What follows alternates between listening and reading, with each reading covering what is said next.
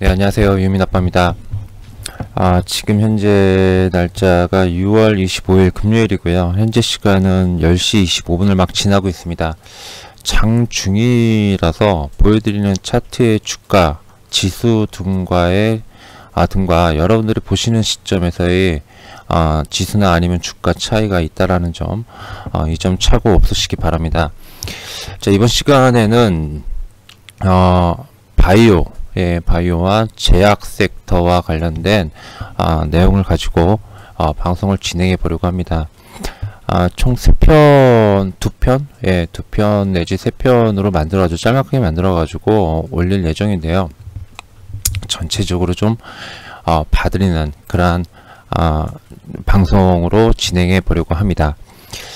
자, 지난해였죠.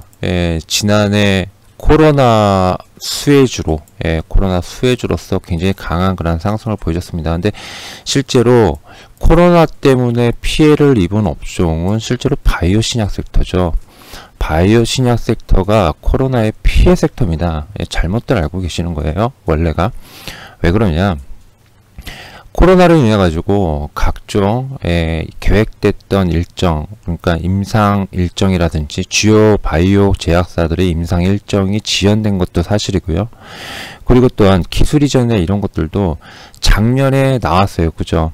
작년에 여러분들이 잘 아시는 알테오젠을 비롯해 가지고 몇몇 기업들에서 좋은 그러한 성과를 내어줬습니다. 자, 이런 부분들 때문에 강하게 이제 상승을 해줬죠. 그래서 저도 이때 당시, 그리고 여기에다가 이제 각종 치료제 개발 부분이 이슈화 되면서 굉장히 강한 그런 상승을 해줬습니다. 그러나 바이오 신약 업체는 동력 부분이 상실되면서 지난해 8월부터 하락을 시작했고요.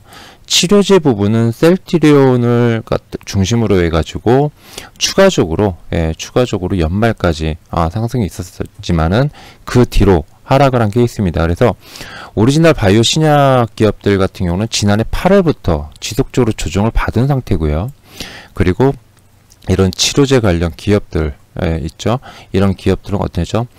지난해 12월을 기준으로 해서 늦으면 올해 1월달 고점을 형성한 후에 조정이 나오고 있는 그런 상황입니다.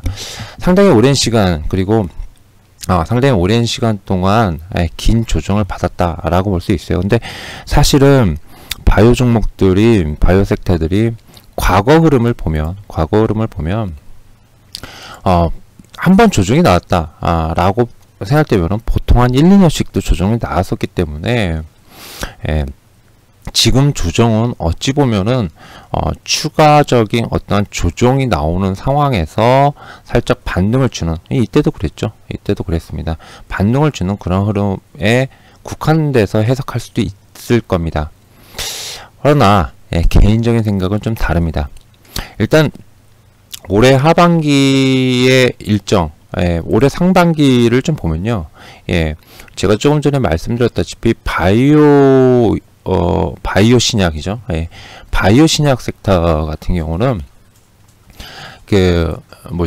상반기에 좀 저조했어요. 저조했던 이유가 뭐냐면은 가장 큰 변수가 뭐였죠? 코로나 재확산이었죠. 상반기 때. 코로나 재확산으로 인한 임상 지연과 그 다음에 기술 이전, 이런 부분들에 대한 이슈가 상당히 줄어들었다라는 거예요. 상당히 줄어들었죠. 이런 부분 때문에 이제 추가적인 어떤 하락이 나오면서 좀 상당히 좀 어려웠던 그런 구간을 보낸 게 아닌가, 이렇게 좀 생각이 됩니다. 자, 여기에다가 악재들이 좀 나왔어요. 그죠? 악재들이 올리페스, 오스코텍, GTBNT의 임상 실패 소식이 나왔었고요. 그리고 한올 바이오파마도 미국 임상이 중간에 중단됐다라는 소식이 나오면서, 그리고 국내 식약처로부터 의약품 GMP 특별 점검까지 악재가 겹쳐지면서 한올 바이오파마가 많이 두들겨 맞았죠. 그러다 보니 바이오 신약 섹터들이 전체적으로 침체를 겪은 게 사실입니다. 사실이에요. 이런 와중에 올해 하반기 바이오 신약 기업들, 신약을 개발하고 있는 기업들의 이벤트를 보면은 굵직한 이벤트가 그렇게 많지가 않아요. 하반기에는. 그러다 보니 상승 동력이 아무래도 제한되지 않을까라는 그런 생각을 가지고 있습니다. 자, 그러면 이거를 갖다가 돌파구를 만들어야 되거든요. 그래서 개인적으로는 어떤 생각을 가지고 있냐면, 개인적인 생각은 일단 이 결론부터 좀 말씀을 드리면요. RTO전 주가 차트를 좀 보여드릴게요. RTO전 주가 차트를 이렇게 생겼어요. 이렇게. 이걸 일단 저는 기본적으로 정배열 부분, 정배열이 아니라 장기사원 정배열에서 부분 역배열화 되는 과정에 있다라고 보는데, 보편적으로 요렇게들 많이 나옵니다. 요렇게들. 예, 요렇게 반등을 했다가요. 여기 내려오는 선이 181선입니다. 181선을 뚫어주고 여기서 내려오거나 아니면 맞고 다시 기간 조정이 거쳐지는 그런 흐름을 말하거든요. 요런 흐름이 전개되지 않을까 싶어요. 즉, 추가적인 조정이 나오지 않을까. 왜? 상승에 필요한 동력 부분이 아무래도 좀 줄어져 있으니까, 줄어져 있으니까 이런 흐름이 나오지 않을까라는 그런 생각을 가지고 있습니다. 자, 그렇다면은 바이오 종목의 최근 반등을 보면서 바이오 종목은 보면 안 되겠구나 라고 생각할 수 있는데, 또 그것도 아니라고 좀 봅니다. 왜 그런지 아십니까? 일단은 항상 주도주라는 게 있어요. 주도주 개념이라는 게, 그죠? 예, 주도주 개념이라는 게 있습니다. 자, SK 바이오사이언스나 아니면은 삼바의 모더나, 그 다음에 SK 바이오사이언스의 노바백스, 얘네들이 이슈가 있죠. 백신 이슈가 있습니다. 예, 이 모더나가 있고요. 삼바에는 모더나가 있고요. 자, 얘네들의 가장 큰 단점이 뭔지 아세요? 얘네들의 가장 큰 단점이 코로나가 어떤 일시적인 이벤트로 인해서 계약 자체가 단발성으로 끝날 개연성도 없지 않아 있다라는 게 가장 우려스러운 거예요. 그 뒤에도 쭉 이어져야 되는데 그러지 못할 가능성이 있다. 이런 부분들이 시장에서 우려하고 있는 그런 부분이라는 겁니다. 이거를 갖다가 이겨내야 되는데, 이걸 이겨낼 수 있는 게 이제 계약이죠. 추가 계약입니다. 추가 계약. 예, 그리고 정확한 계약 내용이라든지 이런 부분들이 알려져야 되겠죠. 근데 정확한 계약 내용이나 이런 것들은 지금 현재 밝혀지지 않고 있습니다. 왜냐하면 비밀 협약인가요? 협약이라고 해야 되나요? 예, 그런 부분들 때문에 알려지지 않고 있어요. 알려지지 않고 있습니다. 그러나 추가 계약이라든지 이런 부분들이 나오면서, 자, 제가 말씀드리고자 하는 거는 이 주도주, 즉 뭡니까? 주도주라는 건, 예, 셀트리온이나 혹은 삼바, 그리고 뭐 SK 바이오사이언스, SK 바이오팜, 또 뭐가 있나요? 예, 주도주급이. 일단 이런 시가총액 큰 기업들이 주가가 살아날 경우 바이오 종목들도 따라 나타나는 그런 흐름이 나올 수 있겠죠. 그죠? 예, 항상 시장을 이랬으니까. 작은 종목이 기술이 좀 뻥 터뜨려봐야 따라가는데 한계가 있어요.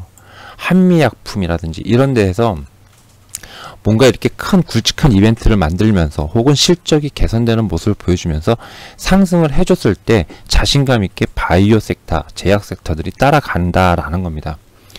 마찬가지로 뭐든지 어떤 섹터이든 간에 주도주라는 게 있잖아요. 이 주도주가 가면은 당연히 따라 나서는 건 당연한 거잖아요.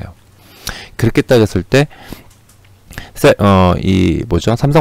삼성바이오의 어떤 실적, 그 다음에 추가적인 제4공장에서의 어떤 추가적인 계약, 그 다음에 SK 바이오사이언스의 실적, 그 다음에 추가적인 계약, 이런 부분들이 모멘텀이 될 수 있다는 겁니다. 그런데 얘네들은 또 결국에는 뭐죠? 결국에는 백신 모멘텀에 있어요. 그러니까 백신주를 기준으로 해서 개별주적인 어떤 바이오 신약 섹터의 상승을 갖다가 생각해 볼 수 있다라는 거죠. 허나 실제로는 개인적으로 이렇게 생각해요. 제가 지금 RTO전을 꺼내 들고 있는데, 코로나 확산이 좀 진정이 된다라고 했을 때는 어떤 흐름이 나와줘야 되냐면요. 아까 말씀드렸다시피 요런 흐름이에요. 요런 흐름입니다. 예, 제 기준으로는 맞는지 모르겠지만 요렇게 돌아서 나오잖아요. 근데 이렇게 나왔던 종목들이 너무 많았어요. 예, 그동안 과거에 181선을 뚫어주고요. 여기서 조정이 나와요. 근데 이 기간이 얼마나 될 것 같으세요? 딱 언제냐면은 올해 10월에서 11월, 늦으면 12월 사이에, 12월까지 요 사이에, 10월에서 12월 사이에 적당한 실질적인 매수 시점을 줄 수 있다라는 겁니다. 예.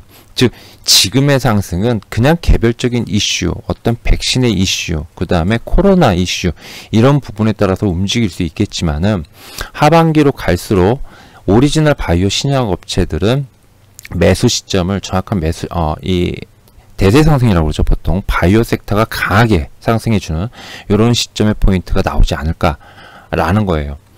거기에 포커스를 둔다 했을 때 앞으로 그러면은 앞으로 2개월에서 4개월 정도 남았는데 이 2개월에서 4개월 동안은 그러면 손 빨고 있느냐? 그게 아니라는 겁니다. 그 부분을 소개시켜 드리려고 해요. 자, 첫 번째는 백신이에요. 백신. 코로나 백신 부분이요. 현재 우리나라에서 코로나 백신을 개발하고 있는 임상을 진행하고 있는 곳은 총 5군데로 알려져 있습니다. 그죠? 가장 빠른 곳은 SK바이오사이언스 잘 알려져 있죠. 그리고 제넥신과 유바이오로직스는 어디서 한다고 그러죠? 제넥신 같은 경우는 셀리드와 함께 인도네시아에서 한다라고, 임상 3상을 인도네시아에서 하겠다라고 알려져 있습니다. 그래서 제넥신 같은 경우는 계약까지 했죠. 그리고 나머지 유바이오로직스는 필리핀 쪽에서 필리핀에서 백신 공장을 설립하고, 이쪽 유바이오로직스도 인도인가요? 제가 잠시 좀 헷갈리네요. 어쨌든 임상 3상에 진입하는 회사들이 속속들이 나올 거예요. 이런 기업들의 어떠한 이슈, 그 다음에 한국 정부, 우리나라 정부의 어떤 백신에 대한 자국, K백신에 대한 어떤 의지, 생산 의지, 개발 의지, 이런 부분들을 감안을 했을 때 상당히 이쪽 부분에 대한 긍정적인 그런 흐름이 예상이 될 수 있고요. 또한 여기에 삼바가 모더나로부터의 수주, 그리고 실적이 개선되는 흐름, 이거 실적 개선은 사실은 모더나가 아니었어도 올해 하반기부터 내년 4공장 본격 가동 말로 예정되어 있죠. 여기에서의 어떤 수주, 이런 모멘텀까지 있어서 삼바가 올해 하반기부터 좋아질 거다라는 그러한 리포트는 상당히 많이 나온 바 있습니다. 때문에 이걸 감안했을 때 하반기 때는 이쪽에 일단 포커스를 맞춰주는 게 맞지 않나 라고 하는데, 이것만 있을까요? 과연? 진단키트와 관련된 종목들은 솔직히 잘 모르겠어요. 솔직히 잘 모르겠습니다. 그런데 분명한 거는 바이오 종목에서도 분명히 뭐죠? 개별적으로 볼만한 종목들의 이벤트들이 있다라는 겁니다. 자, 이런 기업들의 이벤트에 따라서 어떻습니까? 본격 재상승이 좀 더 빨라지는 그러한 재상승이 빨라질 수도 있고요. 아니면은 좀 늦어질 수도 있어요. 허나 해당 종목들의 주가는 긍정적인 그런 흐름이 나올 수 있을 여건이 있다라는 겁니다. 해서 이와 관련된 종목들을 갖다가 봐야 될 필요가 있다라는 거죠. 자, 어떤 종목일까요? 개인적으로는 백신주들을 갖다가 베이스로 깔고 가는 게 맞다라고 봐요. 올해 하반기는. 그런데 여기에 플러스 알파로 개별적인 바이오 종목들의 일정을 체크해 놓고 그 일정에 맞춰서 이 종목들의 흐름을 잘 체크를 해본다면은 전체 바이오 종목들의 재상승, 이 부분을 갖다 가늠해 볼 수도 있고, 혹은 개별 종목들의 이슈에 따라서 그 개별 종목들로 또 수익을 낼 수도 있는 그러한 기회를 잡을 수도 있지 않을까요? 바로 그 부분을 갖다가 설명드리기 위해서 이렇게 방송을 진행하려고 합니다.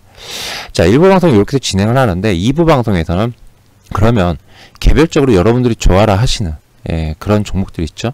이런 종목들에 대한 이벤트들을 제가 충실히는 아니고 몇몇 개 종목들, 대표적인 몇몇 개 종목들만 좀 설명을 드리겠습니다. 전체 바이오 신약 종목들에 영향을 미칠 만한 이벤트입니다. 그 부분을 갖다가 설명을 좀 드리도록 할게요. 자, 이상 1부 방송 마치도록 하겠습니다.